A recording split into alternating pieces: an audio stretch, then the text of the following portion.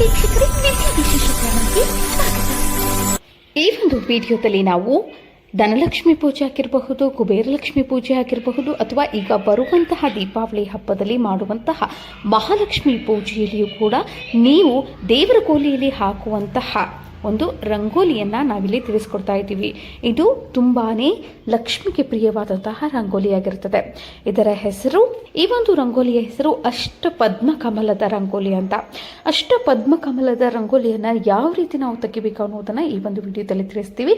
ಇದನ್ನು ನೀವು ಚೆನ್ನಾಗಿ ತಿಳ್ಕೊಂಡು ಮತ್ತು ಯಾವುದೇ ರೀತಿಯ ಹಬ್ಬ ಹರಿದಿನಗಳಾಗಿರಬಹುದು, ದೇವರ ಕೋಣೆಯಲ್ಲಿ ನೀವು ಕಳಶದ ಕೆಳಗಡೆಯೂ ಕೂಡ ನೀವು ಈ ಒಂದು ರಂಗೋಲಿಯನ್ನು ಹಾಕಬಹುದು.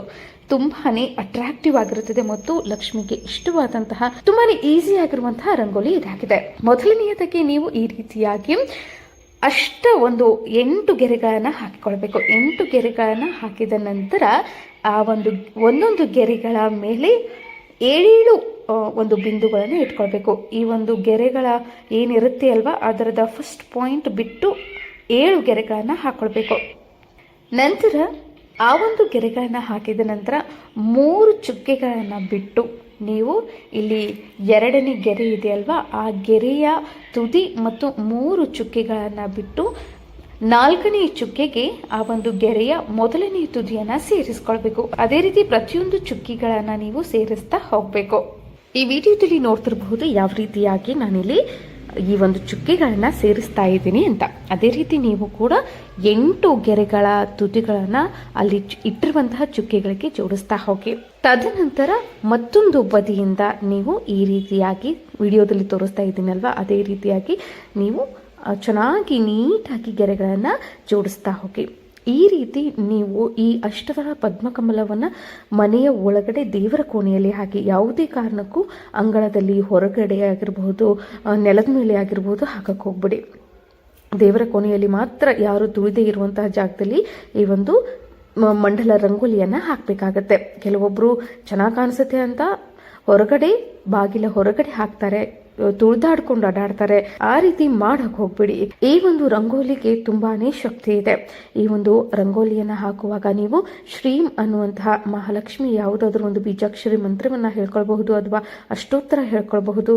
ಆ ರೀತಿ ಹೇಳಿ ನೀವು ಈ ಒಂದು ರಂಗೋಲಿಯನ್ನು ಹಾಕಿ ಮತ್ತು ಪೂಜೆಯನ್ನು ಕೈಗೊಳ್ಳಬಹುದು. ಇದನ್ನ ಕಳಶದ ಕೆಳಗಡೆ ಹಾಕಿದ್ರೆ ಇನ್ನೂ ತುಂಬಾನೇ ಉತ್ತಮ. ಸ್ವಲ್ಪ ಕಷ್ಟ ಅನ್ಸುತ್ತೆ, ಪದೇ ಪದೇ ಹಾಕ್ತಾ ಹೋದ್ರೆ ನಿಮ್ಗೆ ಇದು ಸುಲಭವಾಗುತ್ತೆ. ಅಷ್ಟದಳ ಪದ್ಮ ರಂಗೋಲಿ ತುಂಬಾನೇ ಶ್ರೇಷ್ಠ ಅಂತ ಹೇಳ್ತಾರೆ. ಹಾಗಾಗಿ ಅಷ್ಟದಳ ಪದ್ಮಕಮಲ ರಂಗೋಲಿ ಅಂದ್ರೆ ತುಂಬಾನೇ ಶ್ರೇಷ್ಠ.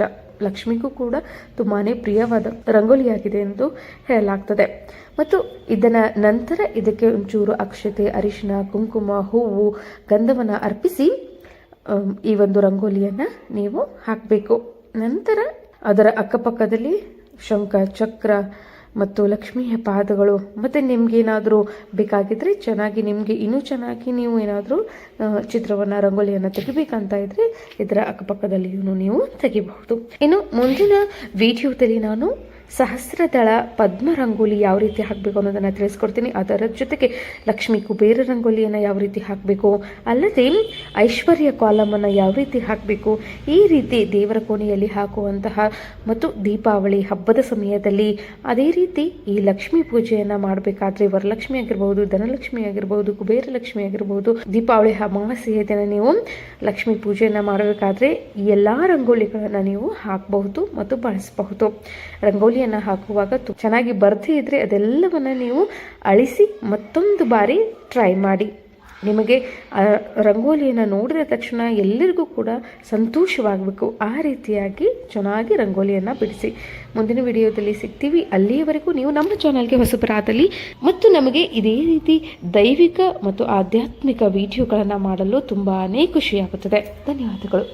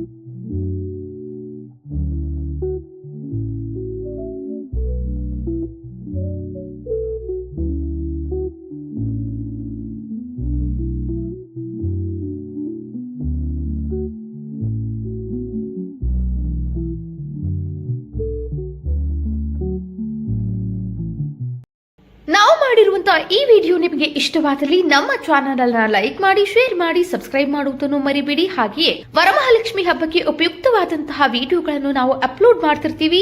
ಡಿಸ್ಕ್ರಿಪ್ಷನ್ ಬಾಕ್ಸ್ ನಲ್ಲಿಯೂ ಕೂಡ ಕೊಟ್ಟಿದ್ದೇವೆ, ಅದನ್ನು ಕೂಡ ಚೆಕ್ ಮಾಡಿ. ಹಾಗೆಯೇ ನಿಮಗೆ ಇಷ್ಟವಾದಲ್ಲಿ ಕಮೆಂಟ್ ಮಾಡಿ ಮತ್ತು ಬೆಲ್ ಐಕಾನ್ ಕ್ಲಿಕ್ ಮಾಡೋದನ್ನು ಮರಿಬೇಡಿ. ಇದೇ ರೀತಿ ಉಪಯುಕ್ತ ಮಾಹಿತಿಗಳು ಪ್ರತಿದಿನ ಬರುತ್ತವೆ.